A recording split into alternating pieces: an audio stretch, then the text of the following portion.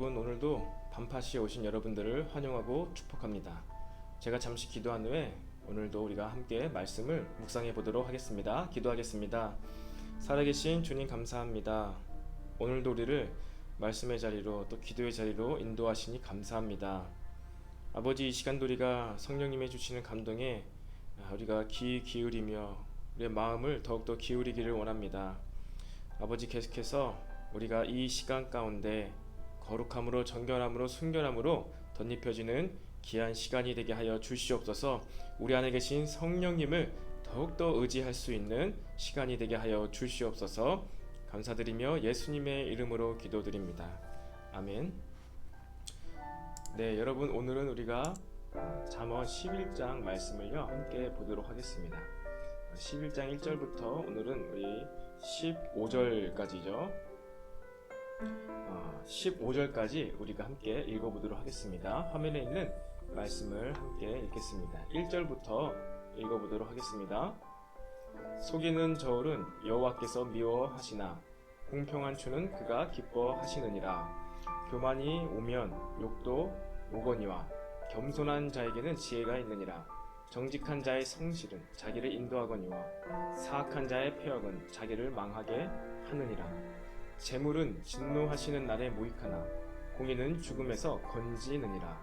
완전한 자의 공의는 자기의 길을 곧게 하려니와 악한 자는 자기의 악으로 말미암아 넘어지리라. 정직한 자의 공의는 자기를 건지려니와 사악한 자는 자기 악에 잡히리라. 악인은 죽을 때 그 소망이 끊어지나니 불의의 소망이 없어지느니라. 의인은 환난에서 구원을 얻으나 악인은 자기의 길로 가느니라. 악인은 입으로 그의 이웃을 망하게 하여도 의인은 그의 지식으로 말미암아 구원을 얻느니라. 의인이 형통하면 성읍이 즐거워하고 악인이 패망하면 기뻐 외치느니라.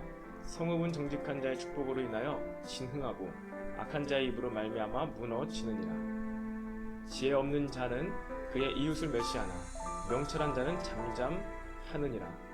두루다니며 한담하는 자는 날에 남의 비밀을 누설하나 마음이 신실한 자는 그런 것을 숨기느니라. 지략이 없으면 백성이 망하여도 지략이 많으면 평안을 누리느니라. 타인을 위하여 보증이 되는 자는 손해를 당하여도 보증이 되기를 싫어하는 자는 평안하니라. 아멘. 네, 여러분, 오늘도 우리가 계속해서 지난 시간부터 짧은 지혜의 경구들을 보고 있습니다. 한 절 한 절이 다 내용들이죠. 의인은 지혜자는 이렇게 되고 악인은 사악한 자는 이렇게 된다 하면서 지혜 말씀들을 하고 있어요. 여러분, 특별히 오늘 제가 말씀을 묵상하면서 우리 이 처음에 시작할 때 화면 있죠? 제가 다시 한번 풀어보고 수업 시간에 여러분, 이 길이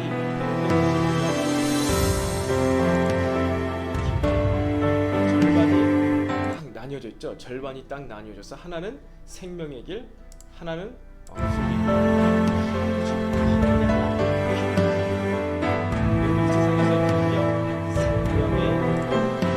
길과 사망의 길 두 가지 중 하나입니다. 구원받는 자들은 생명의 길로 가다가 영생을 얻고요, 패망하는 자들은 그 망하는 길, 생명이 없는 길, 황량한 길을 자기도 모른 채 걷다가 결국 어려워진다는 거예요.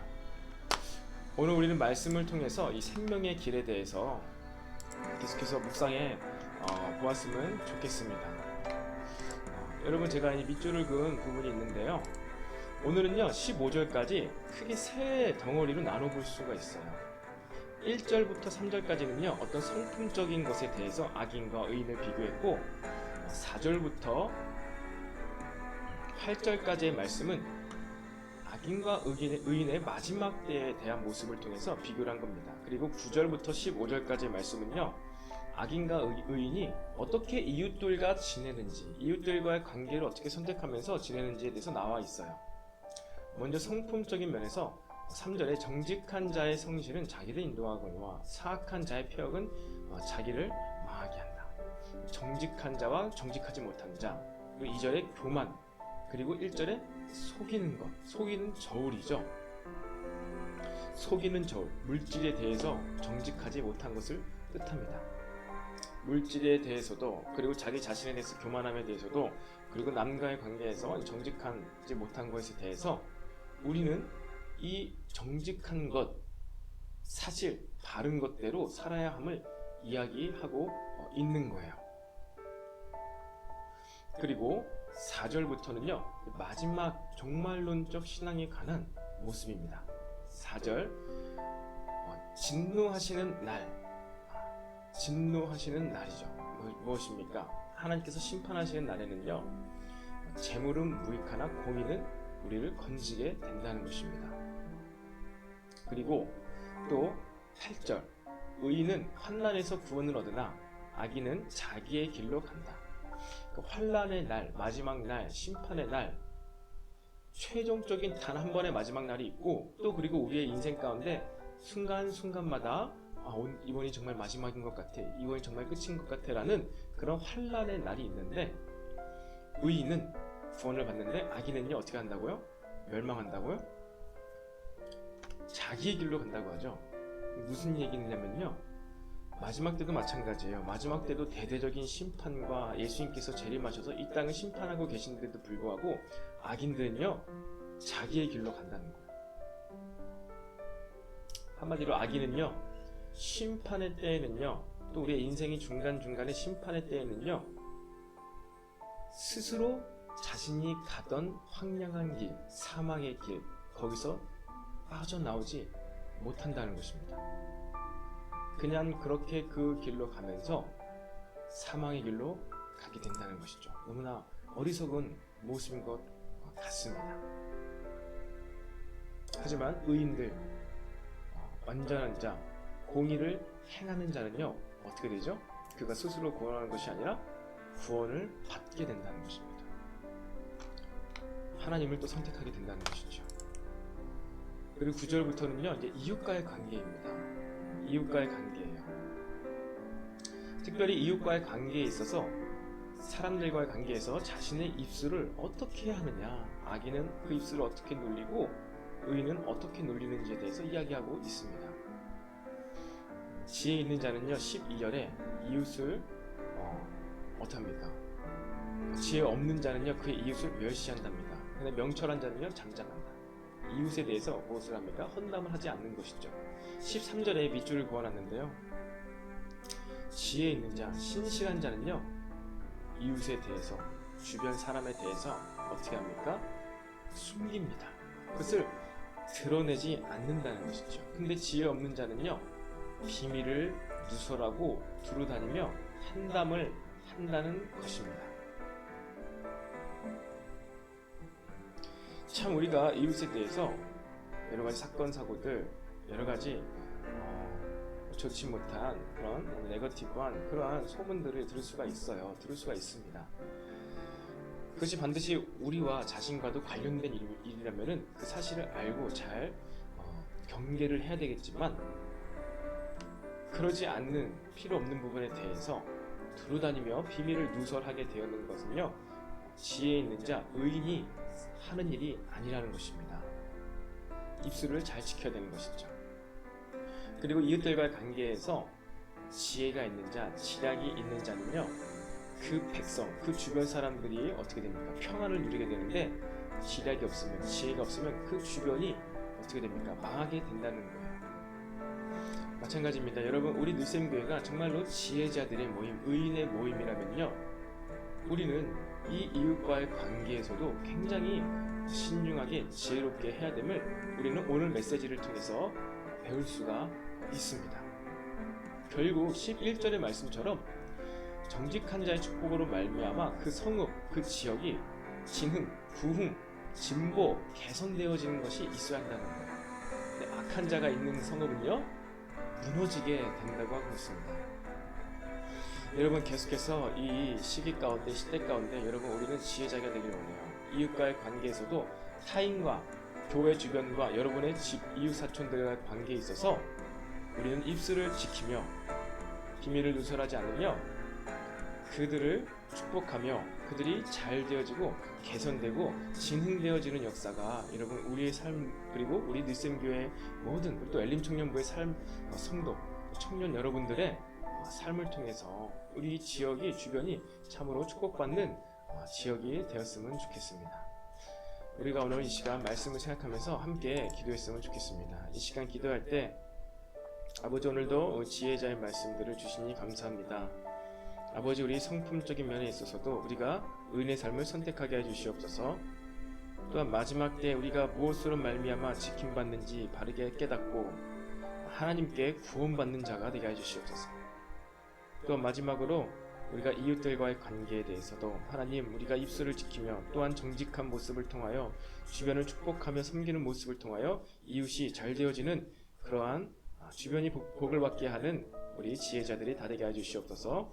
우리 함께 말씀을 생각하며 기도하겠습니다. 살아계신 주님 감사합니다. 오늘도 우리에게 지혜 말씀을 주시고 하나님 이 마지막 시대 가운데 우리가 어떠한 지혜를 또 어떠한 하나님 지혜자 말씀들을 들으며 선택하며 나가게 될지 알게 하시니 감사합니다. 아버지 우리 성품에 있어서도 우리 교만과 아버지 이런 모든 것들이 우리의 삶에서 떠나게 하여 주시옵소서. 오직 정직함으로 그 저울추를 속이지 아니함으로 우리가 하나님 앞에서 늘 정직한 마음을 품으며 또 살아가게 해주시옵소서. 아버지 또 우리가 환난의 때 심판의 날 마지막 때를 계속해서 맞이하고 있는데 아버지 이 시기마다도 마지막 때 무엇이 남게 되며 무엇이 참된 사는 것인지 바르게 구별하여서 하나님께 구원받는 주의 백성들 되게 하여 주시옵소서. 아버지 또한 아버지 우리 이웃들과의 관계에 있어서 지혜 있는 자, 지략자 이 의인들로 말미암아 아버지 이 성읍이 지역이 참된 축복이 있기를 원합니다. 개선되어지고 잘 되어지는 것이 있기를 원합니다. 아버지 교회가 지역에 있는데도 불구하고 그 지역 사회에 아무런 변화가 없다면 그보다 아버지 안타까운 일 그보다 교회 사명을 감당치 못하는 일이 없을 것입니다. 아버지 우리 광명시 수화된 땅 가운데 의생기로 말미암아 잘 되어지는 것이 무엇이 있습니까?